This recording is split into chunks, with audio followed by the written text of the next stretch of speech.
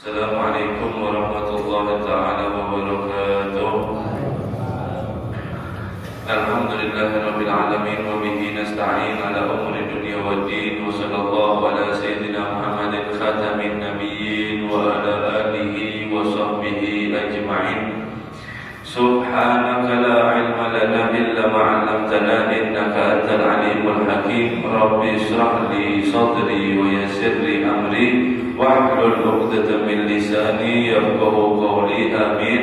Wala haula wala quwwata illa billahil aliyyil azim. Amma ba'd. Kembali kita bersyukur kepada Allah Subhanahu wa taala. Alhamdulillah kita telah menjalani khususnya bulan Ramadan, yaitu hingga 20 hari dalam keadaan sehat dan taat kepada Allah Subhanahu wa ta'ala. Mudah-mudahan Allah Subhanahu wa ta'ala selalu memberi ketetapan hati kita, keistimewaan dan istiqomah daripada hati kita untuk daripada taat kepada Allah Subhanahu wa ta'ala dan menjauhi apa-apa yang dilarang oleh Allah Subhanahu wa ta'ala. Amin ya rabbal alamin. Salawat dan salam kita aturkan, kita curahkan kepada junjungan kita Nabi besar Muhammad sallallahu alaihi wasallam serta para keluarga dan juga seluruh sahabatnya dan juga para pengikutnya ila yaumil qiyamah. Nawaitu ta'alam wa ta'alim wa tadhakkur wa tadhkir wa nafa'a wal intifa' wal ifadah wal istifada wal hatta ala tamasuk bi kitabillah wa sunnati rasulillah wa du'a ila al-huda wa dalala ala al-khair ibtigha'a wajhillahi wa maradihi wa qurbihi thawaba subhanahu wa ta'ala. Qala musannif rahimahullah ta'ala wa nafa'a bihi wa bi'ulumihi fid darain. Amin. Nah, kita membahas sekarang, kemarin 3 pertemuan, 3 pekan kita membahas yaitu tentang bab shaum, bab puasa. Habis daripada kita bahas bab puasa, kemudian kita kembali yaitu sesuai daripada apa yang kita baca rutinitas kitab Nasaih Diniyah wa Wasadul Imaniyah dikarang oleh Habib Abdullah bin Ali bin Muhammad Al-Haddad Sahibul Ratibul Haddad. Kita masih membahas yaitu fadilatul jamaah fi shalah, yaitu fadilat-fadilat daripada jamaah ketika sholat.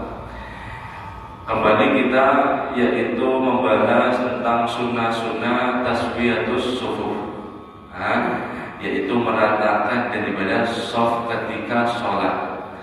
Wa minas sunnatil muhimmatil maghfuli anha, dan daripada sunnah pentingnya yaitu merapikan shaf yang dimana sunnah ini sudah maghful, sudah dilupakan oleh umat Sayyidina Muhammad sallallahu alaihi wasallam. Perlu diperhatikan, Al-Habib Abdullah yaitu hidup ada di 300 tahun mundur ke belakang. Artinya 3 abad beliau sudah nulis dengan penanya, ini sunnah terlupakan, maghful.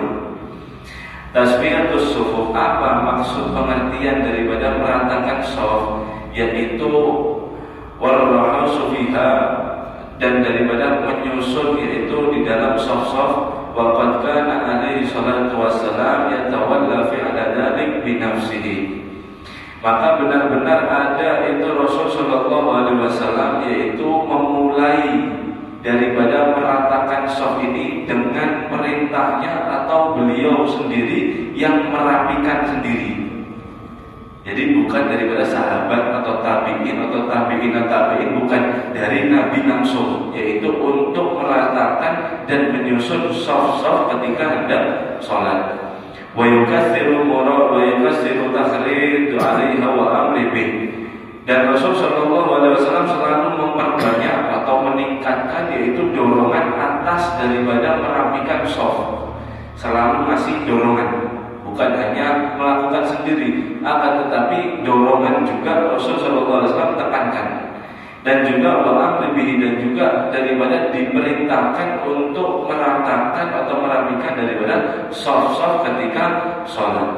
Wa yaqul, dan berkata Nabi sallallahu alaihi wasallam, bersabda Nabi, la tusabbuna sufufakum aw la yukhalifanna baina qulubikum. Ratakanlah daripada shaf-shaf kalian Atau jikalau soft kalian tidak rata ketika sholat, maka akan dihancurkan daripada di antara yaitu hati-hati kalian. Jadi Rasulullah SAW memberi perintah sekaligus memberi ancaman bagi orang dia yang tidak memperhatikan softnya ketika mau daripada sholat. Nah, dihancurkan bagaimana? Artinya ketika daripada kita renggang soft itu, maka timbul otomatis daripada perpecahan antara muslim dan juga kebencian atau kedengkian antara satu sama lain. Kenapa? Salah satunya sebabnya softnya renggang, softnya tidak rapat. Wa yaqulu inni la rasyayatina tadkhulu min khalalis sufuf. Nabi SAW bersabda di hadis yang lain, sesungguhnya aku melihat daripada setan, yaitu masuk ada di ruang yang kosong daripada soft kalian.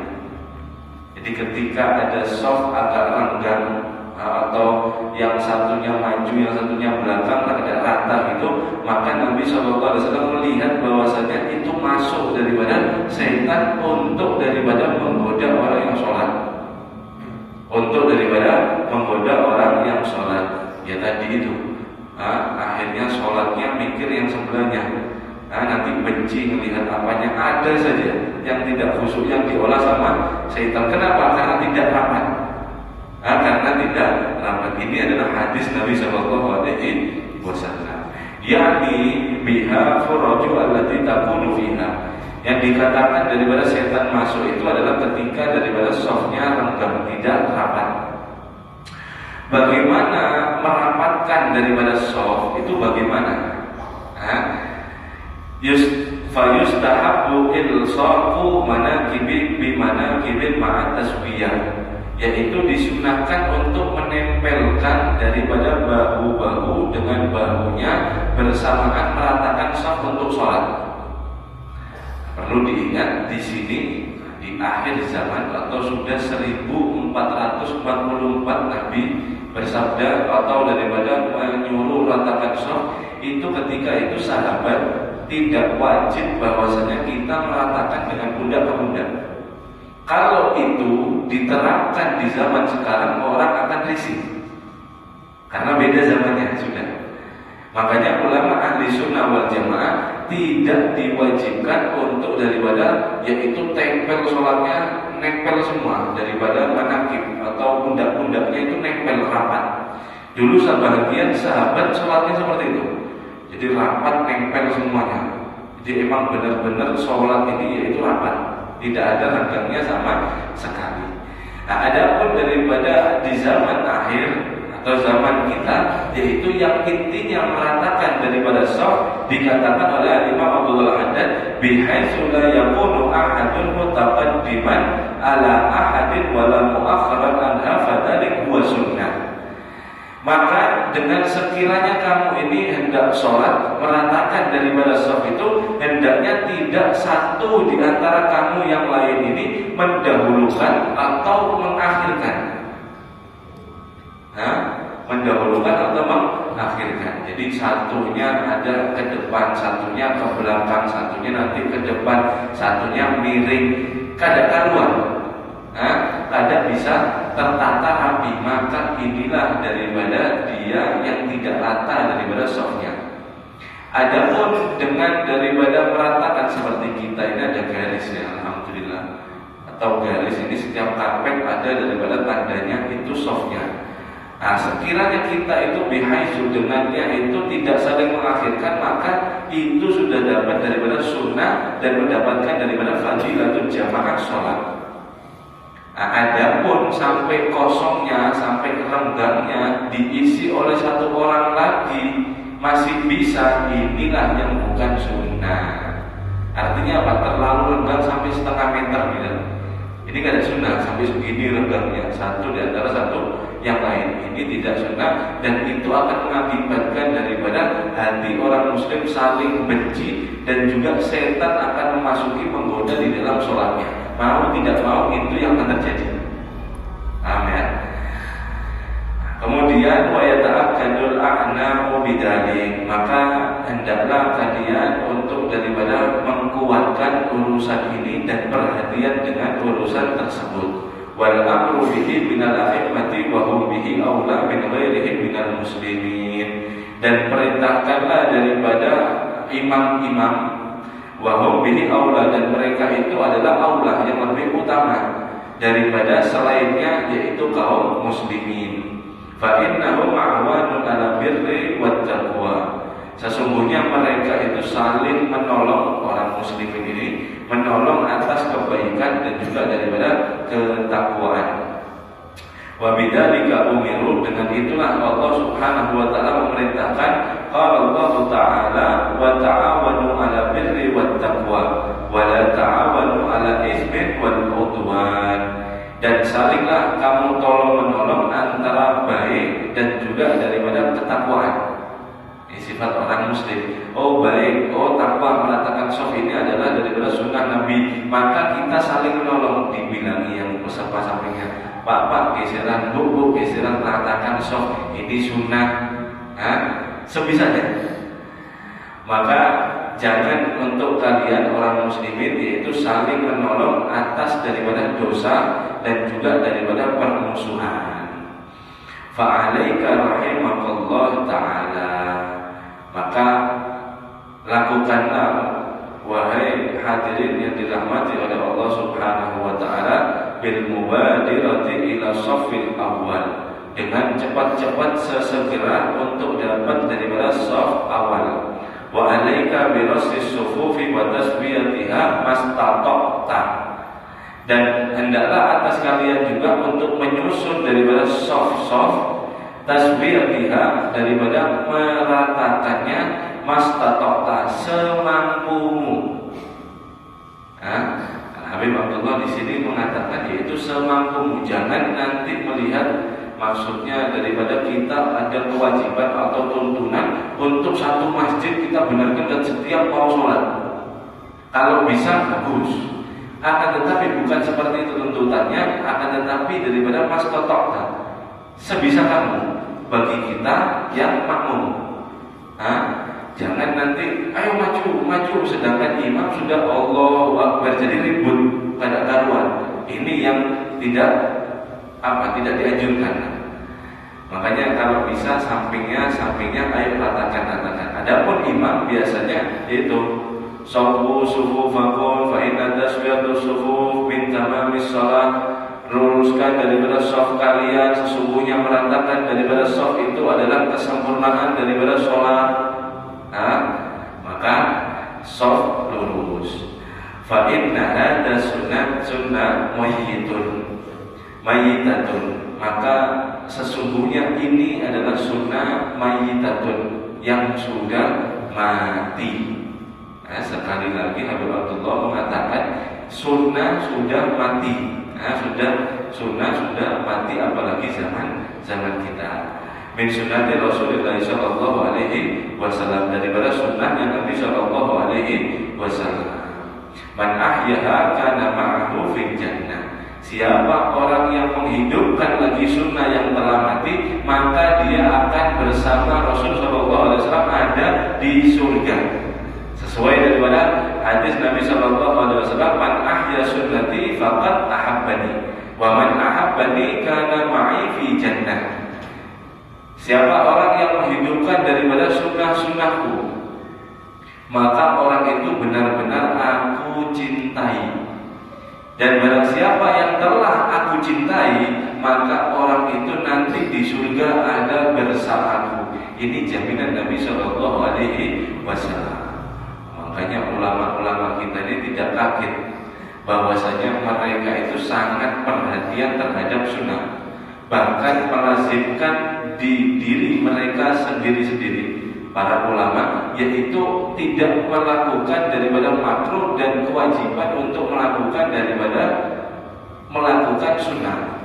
Seperti Imam Abdullah Haddad, pengarang kitab ini, beliau daripada sunnah yang sangat banyak itu, sampai daripada akhir-akhir hidup daripada Habib Abdullah Haddad mengatakan, Saya mulai daripada kecil sampai sekarang sudah semuanya sunnah saya lakukan. Istilahnya bahasa kita mulai yang A sampai yang Z itu sudah saya lakukan. Cuma satu yang belum saya lakukan. Muridnya bertanya, apa wahai guru, apakah sunnah itu? Saya belum melakukan sunnah rambut panjang. Maka Habib Abdullah dengan mengatakan itu dan janjinya juga dipanjangkan daripada rambutnya. Nah, sunnah panjangkan rambut, akan tetapi bukan yang kiri kanannya tipis terus sininya panjang sampai ke belakang, ini ada. Nah, itu kalau ujar orang bahari apa sikat bising. Nah, sininya tipis, botak sininya panjang sampai ini bukan sunnah. Ketika ditegur, kenapa Pak sampai begitu? Oh, ini sunnah jadi, bukan. Sunnahnya itu memanjangkan daripada sampingnya semuanya ini, dipanjangkan sampai pundak. Kemudian panjangnya itu tidak, yang di depan ini tidak terlalu panjang, karena Nabi SAW dulu pakai imamah. Jadi kalau depannya terlalu tebal, otomatis imamah makin tinggi. Maka sininya itu mungkin seginilah, tidak panjang sama sininya. Nah, dengan sunnah itu Habib Abdullah diterapkan sampai panjang. Kemudian sudah selesai minta potong dengan rapi, dipotong gundul orang ulama-ulama, dikerik lah istilahnya, digundul. Kemudian setelah itu wafatlah daripada Al Habib Abdullah Al-Haddad. Artinya apa? Mereka berpersepsi bahwasanya sunnah ini harus dilakukan. Kalau kita orang awam tidak melihat pandangan sunnah ini, oh ini sunnah berarti saya boleh tinggalkan, seperti ini. Tapi kalau mereka tidak, oh ini sunnah berarti saya harus umpan, harus ikut meniru daripada Nabi SAW. Begitu juga baliknya, kalau kita pandangan daripada orang awam, oh ini makruh berarti boleh dilakukan. Sedangkan mereka Al-Habib daripada Abdullah Al-Haddad, daripada seperti contoh ulama Syekh Muhammad Arsad Al-Bajari, Al-Hajj Muhammad Zain bin Abdul Wadi, mereka itu sama sekali tidak pernah melakukan daripada makruh. Jangankan melakukan, berpikir untuk mengerjakan makruh ini tidak mereka. Karena apa? Tidak dilakukan oleh Nabi Muhammad SAW. Sunnahnya Nabi berapa? Sangat banyak sunnahnya. Akan tetapi yang sangat penting sunnah itu, kita mencatat beberapa, yaitu adalah pertama sholat rawatib. Ini sunnah-sunnah yang muakkad saya terangkan, yaitu sunnah-sunnah yang muakkad ini menghampiri daripada wajib. Jadi ada sunnah yang biasa, ada sunnah muakkad, ada wajib atasnya. Nah, sunnah muakkad ini naik lagi sudah wajib hukumnya. Artinya apa? Sunnah yang Nabi SAW tekankan, benar-benar ditekankan untuk sunnah. Yang pertama apa? Sholat rawatib. Nah, sholat rawatib ini yaitu sholat yang daripada guru bahid. Kalau guru bahid membawakan yaitu 12 rakaat. Sebelum subuh 2 rakaat, ini diingat-ingat ya, sebelum subuh 2 rakaat, kemudian sebelum duhur qobliyah duhur 2 rakaat, ba'diyatul duhur 2 rakaat, kemudian qobliyatul asar 2 rakaat, ba'diyatul maghrib 2 rakaat, ba'diyatul isya 2 rakaat. Maka ketika sehari kita selalu melakukan daripada rawatib, insya Allah daripada urusan apapun, urusan daripada terutama akhirat kita akan baik-baik saja. Kok bisa? Siapa yang jamin? Ada hadis Nabi SAW yang di dalam hadisnya as-salat imaduddin. Salat ini adalah tiang agama. Selanjutnya sampai akhirnya fa'in iktasara minal faridah, maka ketahuilah jika daripada ada kurang-kurangnya hambaku melakukan sholat fardu, maka faqala rabbi undur hal abdin min tatawu, maka lihatlah wahai malaikat, jangan langsung daripada orang ini dihukumi daripada satu hukuman, jangan. Lihatlah apakah hambaku ini mempunyai daripada sholat sunnah, yaitu sholat rawatib. Maka malaikat mengatakan na'am, ya, ada. fayukammil biha man taqasa minal fardhah. Maka wahai malaikat, tembel daripada apa-apa yang kurang terhadap sholat fardunya dia. Jadi kita ini bisa yakin kan? Sholat kita sudah bagus, sholat kita sudah khusyuk, sholat kita sudah bagus, sudah baik, sholat kita pasti diterima. Tidak. Kurang-kurangnya daripada yang kita tidak ketahui, mungkin ada batalnya tapi kita tadi tidak sadar, mungkin ada tidak khusyuknya, mungkin kita tidak sadar. Nah, itu bisa ditempel dengan apa? Sholat sunnah rawatib. Ya, dengan sholat sunnah rawatib. Dengan puasa bisakah sholat ditempel? Tidak bisa. Dengan daripada haji bisakah? Tidak. Dengan daripada sedekah bisa? Tidak. Dengan daripada zakat? Tidak. Ya sholat rawatib. Makanya diteruskan di hadisnya, summa yakunu sa'iral amalihi ala dzalik. Maka terus berkesinambungan wahai malaikat ketika di dalam puasanya, ketika di dalam zakatnya, ketika di dalam hajinya dia ada yang kurang, melakukan daripada kekurangan di dalam ibadah yang tidak disengajai, maka tembelah terus dengan tatabbu sholat daripada sunnah. Maka sholat sunnah rawatib yaitu akan menjadi tempel bahwasanya sholat fardu kita yang sangat minim sekali daripada khusyuknya, daripada bagusnya. Makanya sangat penting daripada sunnah tersebut. Kemudian as-siwak. Siwak jangan sampai daripada lupa. Karena Nabi SAW sampai mengatakan, laula asyqa min ummati la amartu bisiwak. Jikalau tidak memberatkan atas umatku, tidak kesusahan atas umatku, maka aku wajibkan dia bersiwak setiap mau sholat. Jadi Nabi ingin mewajibkan kita bersiwak setiap mau sholat, akan tetapi dengan kasih sayangnya Rasul SAW sama umatnya, yang pasti umatnya ini akan kesusahan jika harus bersiwak ketika sholat, maka Rasulullah SAW tidak mewajibkan. Jadilah daripada sunnah muakkad, sunnah yang hampir daripada wajib. Adapun fadilannya yaitu rakaatain bisiwak kabairu bisa main rakaat bighairi siwak atau kamakan. 2 rakaat dengan siwak itu sama sebanding dengan 70 rakaat tanpa siwak. Jadi orang sholat sampai 70 rakaat, kita 20 sudah kesemutan, sudah gelisah mau ini mau itu. Kenapa sudah 20 rakaat tarawih? Malamnya qiyamulailnya mau nambah 8 rakaat, mau nambah 11 rakaat, sudah ketiduran. Kenapa? Capek sholat ada 20 rakaat sudah. Ini 70 rakaat sholat tanpa siwak. Kemudian di rakaat terakhir orang 70 itu datang orang sholat sunnah pakai siwak, kemudian ditaruh siwaknya sholat. Selesai boleh baik, assalamualaikum, assalamualaikum. Yang ini 2 rakaat dengan siwak, yang ini sudah 70 rakaat tanpa siwak. Berapa jam sudah? Maka pahalanya sama. Itulah daripada faedah siwak. Siwak. Kemudian yang terakhir adalah sunnah muakkad atau yang ditekankan atau bahkan daripada ulama, yaitu mewajibkan daripada kita untuk selalu membaca daripada Al-Quran, khususnya ada di bulan Ramadan. Ar-Rajab syahrullah wa Sya'ban syahri wa Ramadan syahri ummati, atau Rajab syahrul maghfirah wa Sya'ban syahrul salawat wa Ramadan syahrul Quran. Rajab adalah bulannya maghfirah, ampunan. Sya'ban adalah bulannya salawat. Adapun daripada Ramadan ini bulannya Al-Quran.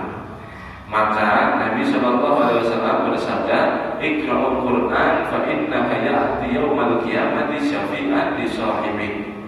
Bacalah atas kalian yaitu Quran, maka akan datang nanti di hari kiamat Al-Quran ini menjadi daripada satu syafaat untuk daripada orang yang membaca. Jadi Jadi kita tidak sulit-sulit dituntut oleh Nabi Shallallahu Alaihi Wasallam. Kalau kita disuruh hafidhu, hafalkan Al-Quran, maka akan dapat daripada syafaat. Sangat berat untuk setiap daripada kita. Pasti kita memiliki alasan, banyak alasan. Habib saya punya anak, Habib saya ini, Habib saya teman, Habib saya sudah tua, Habib saya masih ini, kuat. Banyak alasan. Kalau disuruh menghafalkan untuk mendapat syafaat, akan tetapi disuruh membaca saja. Membaca Bismillahirrahmanirrahim, maka di sana akan dapat daripada syafaat Al-Quran. Kalau sudah membaca, kemudian nanti ditanyai oleh Allah dihisab, kenapa Al-Quran di rumah tidak pernah dibaca? Wahai hambaku, alasan kita apa? Kalau kita mau alasan kada ada waktu, kita banyak membaca WhatsApp. Atau bila kada ada daripada alasan yaitu macam-macam, maka kita kesibukannya oleh Allah Subhanahu Wa Taala rezeki alhamdulillah dicukupi. Apa alasannya? Maka tidak ada.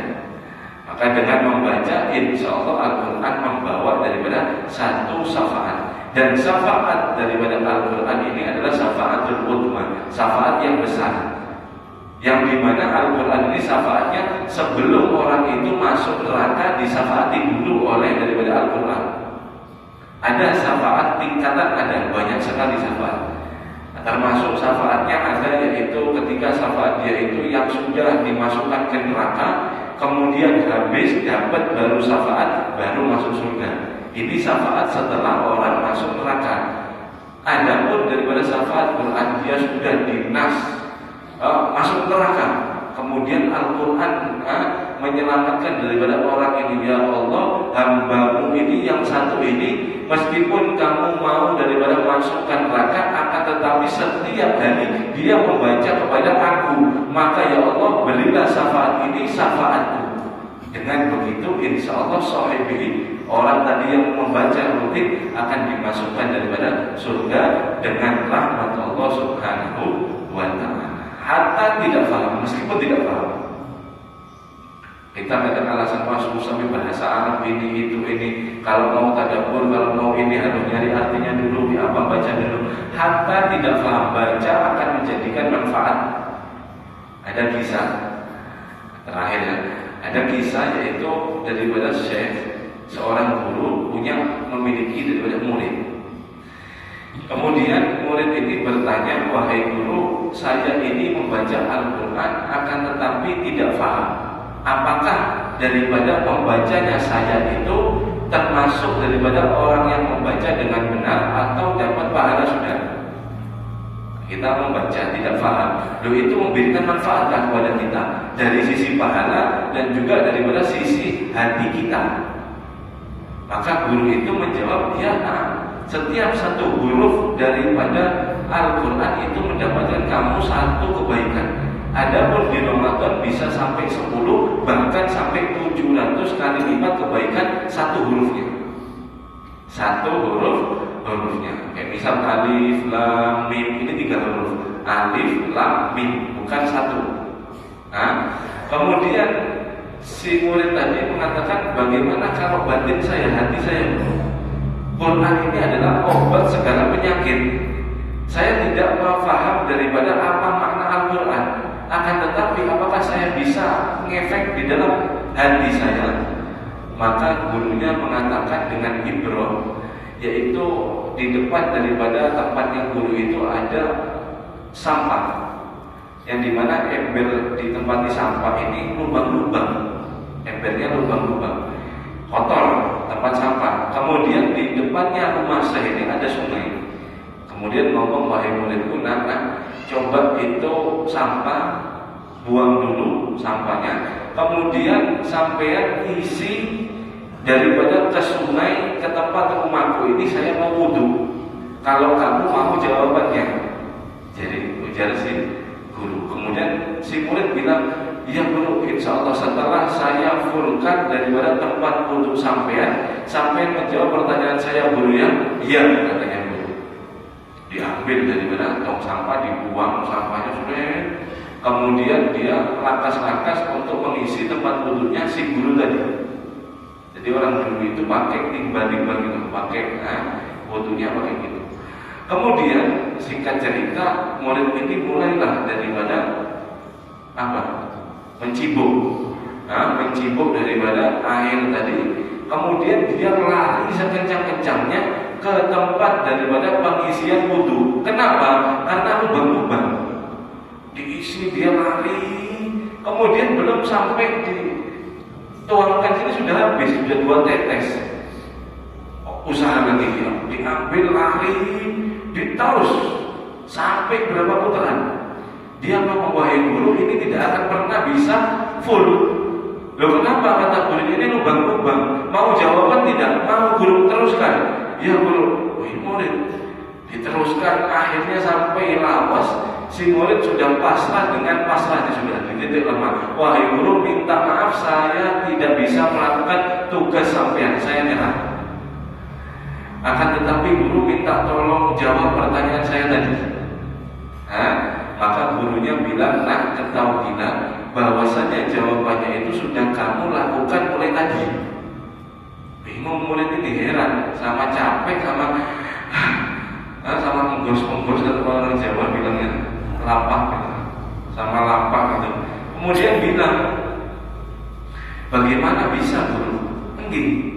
Pertama itu kamu hatinya kotor, tempat sampah kotor, hati kita kotor. Siapa yang bersih? Tidak ada yang merasa bersih, kotor semua. Bahkan saya Al-Fakir sendiri, hati kita ini kotor, wadah yang kotor, wadah sampah.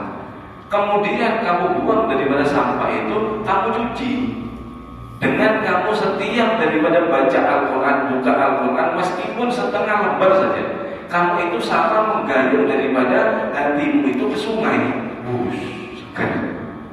Kemudian kamu mau isikan, itu tidak bisa karena kamu tidak paham. Akan tetapi manfaatnya hatimu bersih dulu.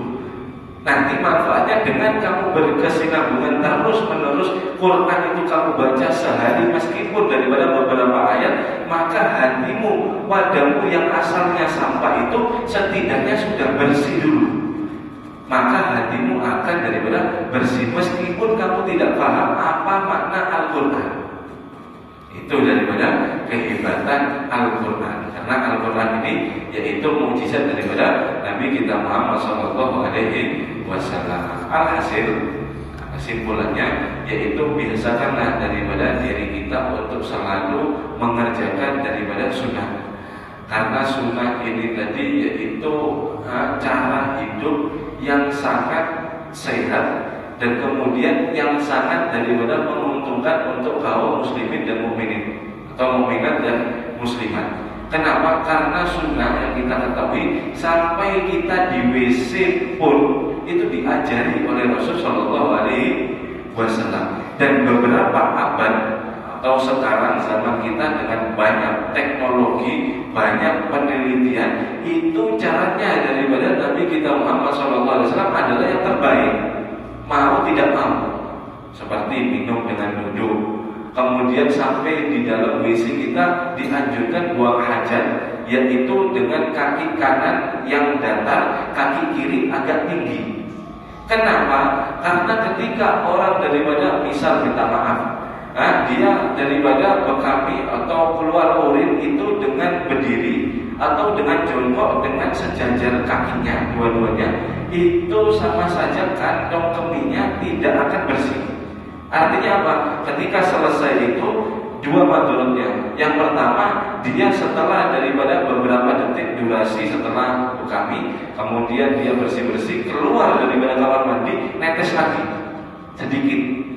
Yang di belakangnya lagi urin itu akan kembali ke kantong kemih. Ini kata dokter.